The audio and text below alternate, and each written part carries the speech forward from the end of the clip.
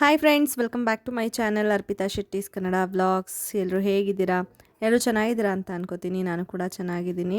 Routine vlogs share ಮಾಡ್ತಾ ಇದ್ದೆ ನಾನು ಇವಾಗ ಇತ್ತೀಚೆಗೆ ವಿಡಿಯೋಸ್ ಎಲ್ಲನೂ. ಅದನ್ನು ಮತ್ತು ಇವಾಗ ಮಧ್ಯಾಹ್ನದಿಂದ ಸಂಜೆವರೆಗೂ ಹೇಗಿರುತ್ತೆ ಅಂತ ಒಂದು ಪುಟಾಣಿ ವ್ಲಾಗ್ ಇದು ಶೇರ್ ಮಾಡ್ಕೋತಾ ಇದ್ದೀನಿ. ಇವಾಗ ಆ್ಯಕ್ಚುಲಿ ನಾನು ಪಾಪುಗೆ ಫೋಟೋಶೂಟ್ ಮಾಡಬೇಕಿತ್ತು. 4th ಮಂತ್ ಕಂಪ್ಲೀಟ್ ಆಗ್ತಿತ್ತಲ್ಲ, ಅದಕ್ಕೆಲ್ಲ ಪ್ರಿಪ್ರೇಷನ್ ಮಾಡ್ಕೊಂಡಿದ್ದೆ. ಇದು ಶನಿವಾರದ ವ್ಲಾಗು. ಮಲಗಿದ್ದಾಳೆ ಅವಳು, ಮಧ್ಯಾಹ್ನದ ನಿದ್ದೆ ಮಾಡ್ತಾ ಇದ್ದಾಳೆ. ನಾನು ಲಾಸ್ಟ್ ವ್ಲಾಗಲ್ಲಿ ತೋರಿಸಿದ್ದೆ ಅಲ್ವಾ, ಇಲ್ಲಿವರೆಗೂ ತೋರಿಸಿದ್ದೆ. ಮಲ್ಕೊತಾಳೆ, ಆಮೇಲೆ ಮತ್ತೆ ಎದ್ದು ಆಟ ಆಡ್ತಾಳೆ. ಇನ್ನೂ ಒಂದು ನ್ಯಾಪ್ ಕೂಡ ತೊಗೋತಾಳೆ ಸಂಜೆ, ಹಂಗೆ ಅಂದರೆ 4 ಗಂಟೆ ಮೇಲೆ ಅಂತ ಹೇಳಿದ್ನಲ್ಲ. ಸೊ ಇವಾಗ ಮಧ್ಯಾಹ್ನದ ನಿದ್ದೆ ಮಾಡ್ತಾ ಇದ್ದಾಳೆ. ಎಷ್ಟೊಂದು ಬಟ್ಟೆಗಳೆಲ್ಲ ತಂದಿಟ್ಟಿದ್ರು ಅಮ್ಮ, ಅದು ಎತ್ತಿಟ್ರೆ ಸೌಂಡೆಲ್ಲ ಆದರೆ ಎದ್ಬಿಡ್ತಾಳೆ ಅಂದ್ಬಿಟ್ಟು ಎಲ್ಲ ಆಗಾಗೇ ಇಟ್ಟಿದ್ದೀನಿ. ಅವಳು ಎದ್ಮೇಲೆ ಇಟ್ಕೊಳ್ಳೋಣ ಅಂತ ಹೇಳ್ಬಿಟ್ಟು. ನಾಳೆ ಭಾನುವಾರ ಸೆಕೆಂಡ್ ಅಲ್ವಾ, ಅವಳದು 4th ಮಂತ್ ಕಂಪ್ಲೀಟಾಗಿ 5th ಮಂತಿಗೆ ಬೀಳುತ್ತೆ. ಹಾಗಾಗಿ ಫೋಟೋಶೂಟ್ಗೆ ಅದೆಲ್ಲ ರೆಡಿ ಮಾಡಿದ್ದೆ. ಅಮ್ಮನೂ ಫ್ರೆಶ್ ಅಪ್ ಆಗಿ ಬರ್ತಾರೆ ಇಷ್ಟೊತ್ತಿಗೆ. ಅವ್ರು ಸ್ವಲ್ಪ ಲೇಟೇ ಆಗುತ್ತೆ. ಎಲ್ಲ ಕೆಲಸಗಳು ಮುಗಿಸಿ, ಬಟ್ಟೆ ಎಲ್ಲ ವಾಶ್ ಮಾಡಿ, ಅಡುಗೆ ತಿಂಡಿ ಮನೆ ಕೆಲಸ ಎಲ್ಲ ಮಾಡಿ ರೆಡಿ ಆಗೋಷ್ಟೊತ್ತಿಗೆ ಮಧ್ಯಾಹ್ನ ಅವಳು ನಿದ್ದೆನೇ ಮಾಡಿಬಿಡ್ತಾಳೆ. ಸೊ ಇವಾಗ ನಾನು ಅವಳು ಮಲಗಿದ್ಲಲ್ಲ, ಅಮ್ಮನೂ ಬಂದಿದ್ರಲ್ಲ ಅಂದ್ಬಿಟ್ಟು ಊಟ ಮಾಡೋಣ ಅಂತ ಬಂದಿದ್ದೀನಿ. ಸಿಂಪಲ್ಲಾಗಿ ಬೇಳೆ ಸಾಂಬಾರು ಮತ್ತು ರೈಸ್ ಮಾಡಿದರು ಮಧ್ಯಾಹ್ನ ಊಟಕ್ಕೆ. ನಾನು ಇದಕ್ಕೆ ಸ್ವಲ್ಪ ತುಪ್ಪ ಹಾಕ್ಕೊಂಡು ಊಟ ಮಾಡ್ಕೊತೀನಿ. ಇವಾಗ ತುಪ್ಪ ಅಂದರೆ ಇಲ್ಲೇ ಸಿಗುತ್ತೆ ನಮ್ಮೂರಲ್ಲಿ, ಸ್ವಲ್ಪ ತುಪ್ಪ ಎಲ್ಲ ಫೇಮಸ್ಸು. ಹಾಗಾಗಿ ಇಲ್ಲಿಂದ ಬ್ಯಾಂಗ್ಳೂರು ಸೈಡು, ಮೈಸೂರು ಸೈಡೆಲ್ಲ ತೊಗೊಂಡೋಗ್ತಾರೆ ಊರುಗಳಿಗೆಲ್ಲ. ಅದಕ್ಕೇ ಇದೇ ತುಪ್ಪನೇ ನಾನು ಬಳಸೋದು. ಯಾವುದು ಅಂಗಡೀಲಿ ತೊಗೊಂಡು ಬಂದು GRB ಆ ಥರ ಎಲ್ಲ ತುಪ್ಪಗಳನ್ನ ನಾನು ಜಾಸ್ತಿ ಬಳಸೋದಕ್ಕೆ ಹೋಗೋದಿಲ್ಲ. ಸೌಂಡ್ ಆಗಿಬಿಡುತ್ತೆ ಅಂದ್ಬಿಟ್ಟು ನಿಧಾನಕ್ಕೆ ತಟ್ಟೆ ಎತ್ಕೊಳ್ಳೋದು, ನಿಧಾನಕ್ಕೆ ಎಲ್ಲ ಕೆಲಸ ಮಾಡೋದು ಮಾಡ್ತಾಯಿರ್ತೀನಿ. ಅದೇನೋ ಒಂದು ಸ್ವಲ್ಪ ಸೌಂಡ್ ಆಗಿಬಿಟ್ರೆ ಸಾಕು, ಅವಳಿಗೆ ಡಿಸ್ಟರ್ಬ್ ಆಗಿಬಿಡುತ್ತೆ, ಎದ್ಬಿಡ್ತಾಳೆ ಆ ಥರ. ಅದಕ್ಕೇ ನಿಧಾನಕ್ಕೆಲ್ಲ ಮಾಡ್ಕೋತಾ ಇದ್ದೀನಿ. ಏನು ಮಾಡೋಕ್ಕಾಗಲ್ಲ. ಅದರಲ್ಲೂ ಇಲ್ಲಿ ದೂರ ಆಗೋದು ಅಷ್ಟು ಕೇಳಿಸಲ್ಲ. ಅಲ್ಲಿ ಫ್ಯಾನ್ ಸೌಂಡ್ಗೆ ಏನಾದರೂ ಪವರ್ ಇಲ್ಲ ಅಂದರೆ ಅದು ಕೇಳಿಸುತ್ತೆ. ಮತ್ತು ಅಲ್ಲೇ ರೂಮಲ್ಲಂತೂ ಸೌಂಡ್ ಮಾಡಿದ್ರೆ ಅವಳಿಗೆ ಪಟ್ಟಂತ ಎಚ್ಚರ ಆಗಿಬಿಡುತ್ತೆ. ಅದಕ್ಕೆ ಅಮ್ಮ ಇಲ್ಲೇ ಅವರು ರೆಡಿ ಆಗ್ತಾಯಿದ್ರು, ನಾನು ಊಟ ಹಾಕ್ಕೊಂಡು ಬಂದೆ. ಅವ್ರು ಇವಾಗ ಊಟ ಮಾಡ್ತಾರೆ. ಅವಳು ಮಲಗಿದ್ದಂಗೆ ಊಟ ಮಾಡ್ಕೊತೀವಿ. ಅವಳು ಏನಾದರೂ ಅಳೋದು ಎಲ್ಲ ಮಾಡಬೇಕಾದ್ರೆ ನಮಗೆ ಊಟ ಮಾಡೋಕ್ಕೆ ಮನಸ್ಸಾಗಲ್ಲ ಅಲ್ವಾ. ಮಕ್ಕಳು ಅಳೋದು ಸಹಜ, ಹಾಗಂತ ಊಟ ಮಾಡೋಕ್ಕಾಗಲ್ಲ. ನೋಡಿ ಇವಾಗಲೇ ಒದ್ದಾಡ್ತಿದ್ದಾಳೆ. ನಾನು ಹಾಕ್ಕೊಂಡು ಬಂದೆ, ಇನ್ನೂ ಕೂತ್ಕೊಂಡೇ ಇಲ್ಲ ಊಟ ಮಾಡೋಕ್ಕೆ, ಆಗಲೇ ಶುರು ಮಾಡ್ತಾಯಿದ್ದಾಳೆ ಒದ್ದಾಡೋದು. ಒದ್ದಾಡ್ತಿರ್ತಾಳೆ ಹಂಗೆ. ಜೋಲಿನಲ್ಲಿ ಮಲಗಿದಾಗ್ಲೂ ಮಧ್ಯದಲ್ಲಿ ತೂಗ್ತಾ ಇರಬೇಕು. ಕಂಟಿನ್ಯೂಸ್ ಆಗಿ ಮಕ್ಕಳು ನಿದ್ದೆ ಮಾಡಲ್ಲ, ಕೆಲವೊಂದು ಸರಿ ಮಾತ್ರ ಮಾಡ್ತಾರೆ ಅಷ್ಟೇ. ಸೊ ಇವಾಗ ತೂಗಿದೆ, ನೋಡೋಣ ಎದ್ಬಿಡ್ತಾಳೇನೋ ಅಂತ ಅನ್ಕೋತಾ ಇದೆ. ಎದ್ಬಿಟ್ರೆ ಇವಾಗಲೇ ಎದ್ಬಿಡಲಿ, ಊಟ ಸ್ಟಾರ್ಟ್ ಮಾಡಿದ್ಮೇಲೆ ಎದ್ದೇಳೋದು ಬೇಡ ಅಂತ ಅನ್ಕೋತಾ ಇದೆ. ತೂಗಿದ ತಕ್ಷಣ ಸ್ವಲ್ಪ ಮಲ್ಕೊಂಡ್ಳು. ಸರಿ ಮಲ್ಕೊಂಡ್ಲಲ್ಲ ಅಂದ್ಬಿಟ್ಟು ನಾನು ನೀರು ತೊಗೊಂಡು ಬಂದಿರಲಿಲ್ಲ. ಅವಳನ್ನ ಮಲಗಿಸ್ಬಿಟ್ಟು ಇವಾಗ ನೀರು ಎತ್ಕೊಂಡು ಹೋಗ್ತಾಯಿದ್ದೀನಿ. ಕ್ಯಾಟಲಲ್ಲಿ ಕಾಯಿಸಿಟ್ಕೊಂಡಿರ್ತೀನಿ. ಅದು ಸ್ವಲ್ಪ ಬಿಸಿ ಆರೋವರೆಗೂ ಯೂಸ್ ಮಾಡ್ಕೊತೀನಿ, ಮತ್ತು ಕಾಯಿಸಿಟ್ಕೊತೀನಿ ನಾನು. ಇವಾಗ ಸ್ವಲ್ಪ ಕಡಿಮೆ ಅಂತಲೇ ಹೇಳ್ಬೋದು. ಇವಳು ನಾನು ಊಟ ಮಾಡೋ ಟೈಮಲ್ಲಿ ಎದ್ದೇಳೋದು. ಸ್ಟಾರ್ಟಿಂಗ್ ಇನಿಷಿಯಲ್ ಡೇಸಲ್ಲಂತೂ ಕರೆಕ್ಟಾಗಿ ನನಗೆ ಊಟ ಮಾಡೋ ಟೈಮಿಗೆ ಅವಳು ಏನಾದರೂ ಒಂದು ಕಿರಿಕಿರಿ ಮಾಡೋದು, ಅಳೋದು ಮಾಡ್ತಿದ್ಲು. ಅರ್ಧಂಬರ್ಧ ಊಟ ಆಗ್ತಾನೇ ಇತ್ತು. ಇತ್ತೀಚೆಗೆ ಸ್ವಲ್ಪ ಕಡಿಮೆ, ಯಾವಾಗಾದರೂ ಅಪರೂಪಕ್ಕೆ ಅರ್ಧಂಬರ್ಧ ಊಟ ಅಥವಾ ಕ್ಲೈಮ್ಯಾಕ್ಸಲ್ಲಿ ಇರ್ತೀನಿ, ಇನ್ನೇನು ಊಟ ಮಾಡಿ ಮುಗಿತಾ ಇರುತ್ತೆ, ಆವಾಗ ಎದ್ದೇಳೋದು, ಹಂಗೆ ಮಾಡ್ತಾಳೆ. ಹಾಗೆ ಬೆಳೀತಾ ಬೆಳೀತಾ ಸ್ವಲ್ಪ ಸ್ವಲ್ಪ ಕಡಿಮೆ ಆಗುತ್ತೆ ಎಲ್ಲನೂ. ಈಗ ಇಲ್ಲೇ ನಾರ್ಮಲಾಗಿ ಕೂತ್ಕೊಂಡು ಇಲ್ಲೇ ಊಟ ಮಾಡೋದಲ್ವ ನಾನು, ಇಲ್ಲೇ ಅವಳನ್ನ ತೂಕ್ಕೊತ ಬೆನ್ನಿಗೂ ಸ್ವಲ್ಪ ಸಪೋರ್ಟ್ ಆಗುತ್ತೆ ಅಂತ ಮಂಚನ ಹೊರಕ್ಕೊಂಡು ಕೂತ್ಕೊಂಡು ಊಟ ಮಾಡ್ಕೊತಾ ಇದ್ದೀನಿ. ಅನ್ನ ಮತ್ತು ಸಾಂಬಾರು ಎರಡೂ ತುಂಬ ಸುಡ್ತಾಯಿತ್ತಲ್ಲ, ನಾನು ಅದಕ್ಕೇ ಸ್ಪೂನ್ ತೊಗೊಂಡು ಬಂದಿದ್ದೆ. ತುಂಬ ಸುಡುವಾಗ ಕಲಿಸ್ಕೊಂಡು ತಿನ್ನೋದಕ್ಕೆ ಲೇಟ್ ಆಗುತ್ತೆ ಅಂದ್ಬಿಟ್ಟು. ಸ್ಪೂನ್ ಇದ್ದರೆ ಬೇಗ ಕಲಿಸ್ಬೋದು. ಆರದ್ಮೇಲೆ ಕೈಯಲ್ಲಿ ತಿನ್ನೋದಕ್ಕೆ ಶುರು ಮಾಡ್ತೀನಿ. ಕೆಲವು ಸರಿ ಹಿಂಗೇ ಮಾಡ್ತೀನಿ, ಯಾಕೆಂದರೆ ಅವಳು ಎದ್ದೇಳ್ತಾಳೆ, ಸ್ವಲ್ಪ ಬೇಗನೆ ಊಟ ಮಾಡ್ಕೊಳ್ಳೋಣ ಅಂತ ಹೇಳ್ಬಿಟ್ಟು, ಯಾವುದಕ್ಕೂ ಒಂದು ಸೇಫರ್ ಸೈಡಿಗೆ. ಇವಾಗ ನಿದ್ದೆ ಮುಗಿಸಿ ಎದ್ದೇಳ್ತಾ ಇದ್ದಾಳೆ ಅವಳು.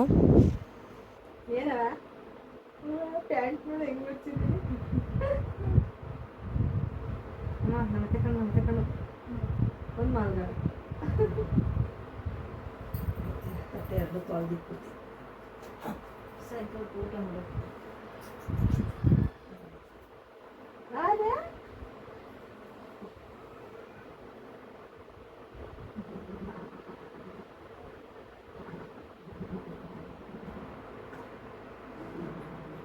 ಎದ್ದಿದ ತಕ್ಷಣ ನನ್ನ ಮುಖ ನೋಡಿದ್ರೆ ಒಂದು ಸ್ಮೈಲ್ ಕೊಡ್ತಾಳಲ್ಲ, ಸಖತ್ತು ಖುಷಿ ಅನಿಸುತ್ತೆ ಆ ಸ್ಮೈಲ್ ನೋಡಿದ್ರೆ ನನಗೆ.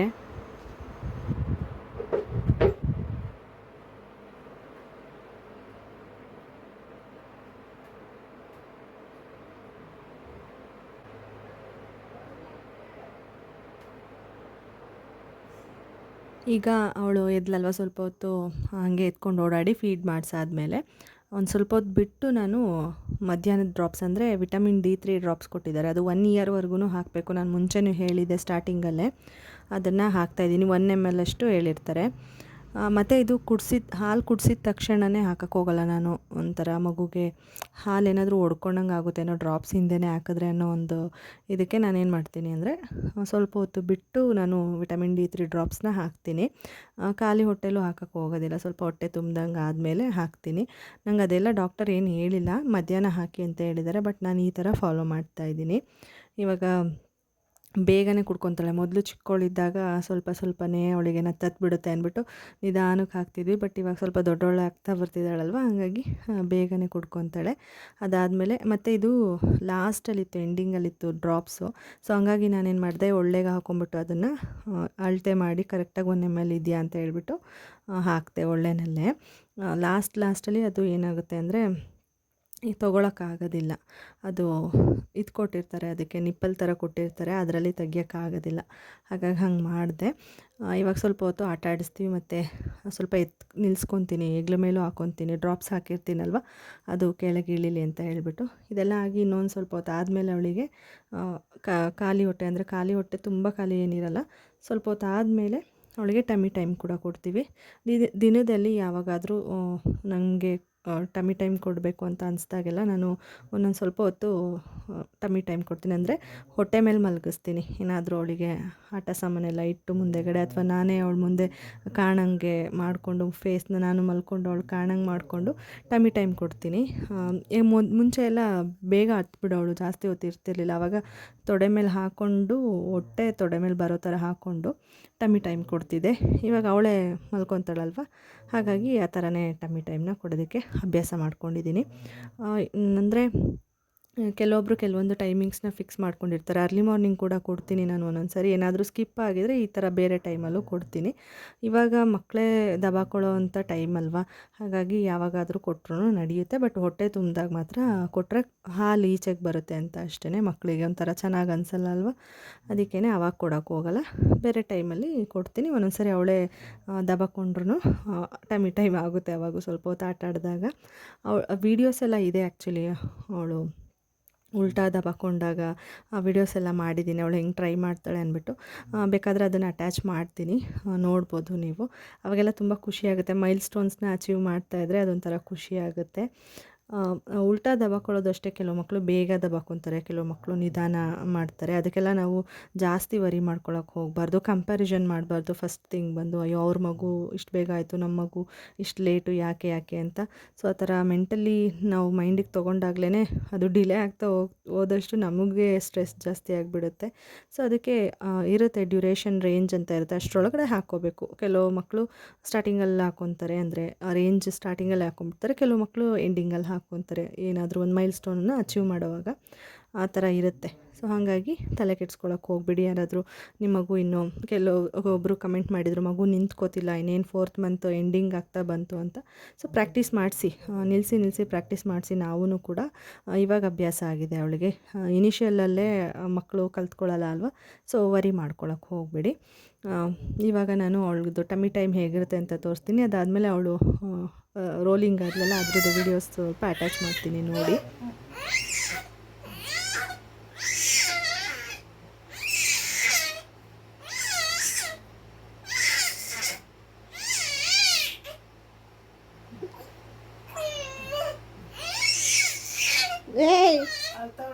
ಹೇಳ್ತಾರದಲ್ಲ, ಅವಳಿಗೆ ಮುಂದಕ್ಕೆ ಹೋಗಕ್ಕೆ ಆಯ್ತಾ ಇಲ್ಲ ಅಂತ ಕೋಪ.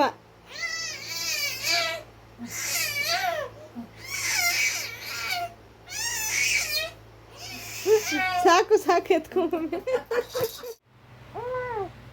ಹಾಂ, ಓ ವೆರಿ ಗುಡ್. ಓ ಮಗನೇ, ಮೂತಿ ಹೋಯ್ತು. ಎತ್ತು ದಬಾಕೊಂಬಿಟ್ಟಕ್ಕಂದ ನೀನೇ. Good girl.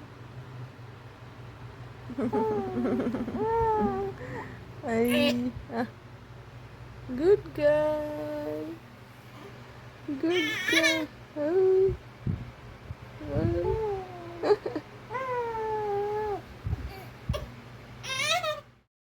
ಫ್ರೆಂಡ್ಸ್, ಇದು ನನ್ನ ಮಗಳು 15 ಡೇಸ್ ಬೇಬಿ ಇದ್ದಾಗ ಈ ಥರ ಒಂದು ಸೈಡಿಗೆ ಟರ್ನ್ ಆಗಿ ಮಲಗಿದ್ಲು. ಆವಾಗ ಒಂದು ವಿಡಿಯೋ ಕ್ಯಾಪ್ಚರ್ ಮಾಡಿದ್ದೆ. ಸೊ ಅದನ್ನು ನಿಮ್ಮ ಹತ್ರ ಶೇರ್ ಮಾಡ್ಕೋತಾ ಇದ್ದೀನಿ. ಅನ್ಎಕ್ಸ್ಪೆಕ್ಟೆಡ್ ಅದು. ಅದಾದಮೇಲೆ ನಾನು ಅವಳಿಗೆ ನೋಡಿ ಟಮ್ಮಿ ಟೈಮ್ ಕೊಡ್ತಿದ್ದೆ. ಆವಾಗ ಒಂದು 2 ಮಂತ್ಸ್ ಆ ಥರ ಇದ್ದಾಗ ಅಂತ ಅನ್ಕೋತೀನಿ ಮೇ ಬಿ ವಿಡಿಯೋ. ಆವಾಗ ಈ ಥರ ಟಮ್ಮಿ ಟೈಮ್ ಸ್ವಲ್ಪ ಹೊತ್ತು ಜಸ್ಟ್ ಒಂದು 30 ಸೆಕೆಂಡ್ಸ್ ಆ ಥರ ಕೊಡ್ತಿದ್ದೆ. ಅವಳು ಅಳಕ್ಕೆ ಶುರು ಮಾಡಿದ್ರೆ ಎತ್ಕೊಂಡ್ಬಿಡ್ತಿದ್ದೆ. ಸೊ ಈ ಥರ ಪ್ರಾಕ್ಟೀಸ್ ಮಾಡಿಸ್ತಾ ಇದ್ದೆ ನಾನು ಆವಾಗಿಂದನೂ ಅವಳಿಗೆ. ಹಾಗೆ ಮಕ್ಕಳು ಯಾವಾಗ ದಬ್ಬಾಕೊತಾರೆ ಅಂದರೆ ಯಾವಾಗ ರೋಲ್ ಮಾಡ್ತಾರೆ ಅಂದರೆ ನನ್ನ ಮಗಳು 3 ಮಂತ್ಸ್ ಹತ್ತತ್ರ ಬಂದಾಗಲೇ ಕಂಪ್ಲೀಟ್ ಆಗ್ತಾ ಬರ್ತಾಯಿತ್ತಲ್ಲ, ಆವಾಗಲೇ ಅವಳು ಟ್ರೈ ಮಾಡ್ತಾಯಿದ್ಲು. ಸ್ವಲ್ಪ ಸಪೋರ್ಟ್ ಮಾಡಿದ್ರೆ ದಬ್ಬಾಕೊತಾ ಇದ್ಲು. ವಿತೌಟ್ ಸಪೋರ್ಟ್ ಸ್ವಲ್ಪ ಕಷ್ಟ ಆಗ್ತಿತ್ತು. ಅದಾದಮೇಲೆ ನಾನು ಇಲ್ಲಿಗೆ ಅಮ್ಮನ ಮನೆಗೆ ಬಂದನಲ್ಲ, ಆಲ್ಮೋಸ್ಟ್ 3.5 ಮಂತ್ಸು 4 ಮಂತ್ಸು ಇನ್ನೇನು ಕಂಪ್ಲೀಟ್ ಆಗ್ತಾ ಬರ್ತಿದೆ ಅಂದಾಗ ಅವಳೇ ನಾನು ತೋರಿಸಿದ್ನಲ್ಲ ವೀಡಿಯೋ ಸ್ಟಾರ್ಟಿಂಗಲ್ಲಿ, ಆವಾಗ ಅವಳೇ ದಬ್ಬಾಕೊಂಡಿದ್ದದು ವಿತೌಟ್ ಎನಿ ಸಪೋರ್ಟ್. ನಾನೇನು ಸಪೋರ್ಟ್ ಮಾಡಿಲ್ಲ ಅವಳಿಗೆ. ಅವಳೇ ರೋಲ್ ಆಗಿ ಆ ಥರ ಮಲ್ಕೊಂಡ್ಳು. ಸೊ ಸಿಕ್ಕಾಪಟ್ಟೆ ಖುಷಿಯಾಯಿತು. ಹಾಗೂ ಹೆಲ್ಪ್ ಮಾಡೋಣ ಅಂತ ಅಂದ್ಕೊಂಡೆ, ಬಟ್ ಅಷ್ಟರೊಳಗಡೆ ಅವಳೇ ಸ್ವಲ್ಪ ಕಷ್ಟಪಟ್ಟು ದಬ್ಬಾಕೊಂಡ್ಳು. ಇವಾಗ ಸ್ವಲ್ಪ ಅಳ್ತಾ ಇದ್ಲು ಅಂದ್ಬಿಟ್ಟು ಈ ಥರ ಆಟ ಆಡಿಸ್ತಾ ಇದ್ದೀನಿ. ಈ ರೀತಿ ಎತ್ಕೊಂಡ್ರೆ ಅವ್ರಿಗೂ ನೋಡೋದಕ್ಕೆಲ್ಲ ಕಾಣಿಸುತ್ತೆ ಅಲ್ವಾ, ಎಂಜಾಯ್ ಮಾಡ್ತಾರೆ ಅಂದ್ಬಿಟ್ಟು ಈ ರೀತಿನೂ ಎತ್ಕೊಂಡೆ. ಇವಾಗ ಚುಟ್ಟಿ ಬಂದಿದ್ಲು, ಇಲ್ಲೇ ಪಕ್ಕದ ಮನೆ ಪಾಪು. ಅವಳು ಪಾಪುನ ತೂಗ್ತೀನಿ ಅಂದ್ಬಿಟ್ಟು ಆ ಥರ ತೂಗ್ತಾ ಇದ್ದಾಳೆ. ಪಾಪುನ ಆಟಾಡ್ಸೋಕೆ ಅವಾಗವಾಗ ಬರ್ತಾಳೆ. ಮಕ್ಕಳಂದರೆ ಸಿಕ್ಕಾಪಟ್ಟೆ ಇಷ್ಟ ಆಗ್ತಾರಲ್ವ. ನನ್ನ ಮಗಳು ಅಷ್ಟೇ, ಮಕ್ಕಳೆಲ್ಲ ಬಂದರೆ ನೋಡ್ತಿರ್ತಾಳೆ, ಜನ ಬಂದರೂ ಅಷ್ಟೇ ನೋಡ್ತಾಳೆ, ಮತ್ತು ನಗಿಸ್ತಾಳೆ, ಆ ಥರ ಮಾಡ್ತಾಳೆ. ಸೊ ಇವಾಗ ಮಲ್ಕೊತಿದ್ದಾಳೆ. ಸಂಜೆ ಒಂದು ಸರಿ ಮಲ್ಕೊತಾಳೆ, ಒಂದು 4 ಗಂಟೆ ಹಂಗೆ ಮಲ್ಕೊಂಡ್ರೆ, 4 ಗಂಟೆಯಿಂದ 5 ಗಂಟೆ ಒಳಗೆ ಯಾವಾಗಾದರೂ ಒಂದು ಸತಿ ಮಲ್ಕೊತಾಳೆ. ಮಲ್ಕೊಂಡ್ರೆ ಒಂದು 1 ಅವರ್ 1.5 ಅವರ್ ಮಲ್ಕೊತಾಳೆ. ಸೊ ಇವಾಗ ಮಲ್ಕೋತಾ ಇದ್ದಾಳೆ. ಮಲ್ಕೊಂಡು ಎದ್ಮೇಲೆ ನೆಕ್ಸ್ಟು ಹೇಗಿರುತ್ತೆ ಅಂತೇಳಿ ನೆಕ್ಸ್ಟು ಈವ್ನಿಂಗ್ ಟು ನೈಟ್ ರೊಟೀನಲ್ಲಿ ತೋರಿಸ್ತೀನಿ. ನಾನು ಇದು ವಿಡಿಯೋ ಇಷ್ಟೇ. ಇವಳು ಮಲಗಿದ್ಮೇಲೆ ನಾನು ಕಾಫಿ ಮಾಡಿಕೊಂಡು ಕುಡಿತೀನಿ. ಅಂದರೆ ಅಮ್ಮ ಕಾಫಿ ಮಾಡ್ತಾರೆ, ಇಬ್ಬರು ಕುಡಿತೀವಿ. ಅಮ್ಮ ಏನಾದರೂ ಬ್ಯುಸಿ ಇದ್ದರೆ ನಾನೇ ಮಾಡ್ತೀನಿ. ಸಣ್ಣ ಪುಟ್ಟದೆಲ್ಲ ಏನು ಮಾಡಲೇಬಾರ್ದು ಕೆಲಸಗಳು ಅಂತೆಲ್ಲ ಏನಿಲ್ಲ ಅಲ್ವ. ನಂಗೆ ಸಣ್ಣ ಪುಟ್ಟ ಏನೇನಾಗುತ್ತೆ, ನಾನು ಫ್ರೀ ಇದ್ದಾಗ, ಅಂದರೆ ಇವಳು ಮಲಗಿದ್ದಾಗ ಆಟ ಆಡ್ತಿರ್ಬೇಕಾದ್ರೆ ನಾನು ಕೆಲಸಗಳಾಗಿರ್ಬೋದು ಅಥವಾ ಅಮ್ಮಂಗೆ ಹೆಲ್ಪ್ ಮಾಡೋದಾಗಿರ್ಬೋದು ಮಾಡ್ತೀನಿ. ಅದರಲ್ಲೇನೂ ತಪ್ಪಿಲ್ಲ ಅಂತ ನನಗನ್ಸುತ್ತೆ. ನೀವೆಲ್ಲ ಹೇಗೆ ಬಾಣಂತನದಲ್ಲಿ ಅಂತ ಹೇಳಿಬಿಟ್ಟು ನನಗೆ ಕಮೆಂಟ್ ಮಾಡಿ ತಿಳಿಸಿ, ಓಕೆನಾ. ಇವಾಗ ತೂಗ್ತಾ ಇದ್ದೀನಿ. ಕೆಲವು ಸರಿ ಬೇಗ ಮಲ್ಕೊಂಬಿಡ್ತಾಳೆ, ಹೇಳ್ತಿರ್ತೀನಲ್ಲ. ಕೆಲವು ಸರಿ ಅಂತೂ ತೂಗಿ ಕೈ ನೋವು ಬಂದು ನಾನು ಸುಮ್ಮನೆ ಆಗಿಬಿಡ್ತೀನಿ. ಒಂದು 5 ನಿಮಿಷ ರೆಸ್ಟ್ ತೊಗೊಂಡು ಮತ್ತೆ ತೂಗ್ತೀನಿ, ಆ ಥರ ಆಗುತ್ತೆ. ಸ್ಪ್ರಿಂಗ್ ತೊಗೊಳ್ಳಿ ಅಂತ ಹೇಳ್ತಿದ್ರಿ. ಅದು ಕಾಟನಲ್ಲಿ ಬರಲ್ಲ, ನಾರ್ಮಲಾಗಿ ಸಪ್ರೇಟ್ ಸ್ಪ್ರಿಂಗೇ ತೊಗೊಂಡು ಇದೇ ಕಾಟನ್ ಸ್ಯಾರಿಗೆ ಹಾಕ್ಕೋಬೇಕು ಅಂತ ಅನ್ಕೋತಾ ಇದ್ದೀನಿ. ನೋಡೋಣ, ಇವಾಗ ಇವಳಿಗೆ ಅಭ್ಯಾಸ ಆಗಿಬಿಟ್ಟಿದೆಯಲ್ಲ, ಇವಳಿಗೂ ಅಭ್ಯಾಸ ಆಗಿದೆ, ಜೊತೆಗೆ ನನಗೂ ಅಭ್ಯಾಸ ಆಗಿಬಿಟ್ಟಿದೆ. ಹಾಗಾಗಿ ಇನ್ನೇನು ದೊಡ್ಡವಳಾಗ್ತಾನೆ ಬರ್ತಾಳೆ. ಜೋಲಿಲಿ ಸ್ವಲ್ಪ ಕಡಿಮೆ ಮಾಡಿಸ್ಬಿಡ್ಬೇಕು ರೂಢಿ ಅಂತಲೂ ಅನ್ಕೋತಾ ಇದ್ದೀವಿ. ನೋಡೋಣ ಹೇಗಾಗುತ್ತೆ. ಹಾಗೆ ಈ ವ್ಲಾಗ್ನ ಕೂಡ ನಾನು ಇಲ್ಲಿಗೆ ಎಂಡ್ ಮಾಡ್ತಾಯಿದ್ದೀನಿ. ನಿಮಗೆಲ್ಲ ಈ ವ್ಲಾಗ್ ಇಷ್ಟ ಆಗಿದ್ದರೆ ಪ್ಲೀಸ್ ಲೈಕ್ ಮಾಡಿ, ಕಮೆಂಟ್ ಮಾಡಿ, ಶೇರ್ ಮಾಡಿ, ಹಾಗೆ ಸಬ್ಸ್ಕ್ರೈಬ್ ಮಾಡಿಕೊಂಡು ನನ್ನ ವೀಡಿಯೋಸ್ ನೋಡಿ ನನಗೆ ಸಪೋರ್ಟ್ ಮಾಡಿ. ಎಲ್ರಿಗೂ ತುಂಬ ಥ್ಯಾಂಕ್ಸ್ ಹೇಳ್ತೀನಿ. ಮತ್ತು ನೆಕ್ಸ್ಟ್ ವ್ಲಾಗಲ್ಲಿ ಸಿಗ್ತೀನಿ. ಬಾಯ್.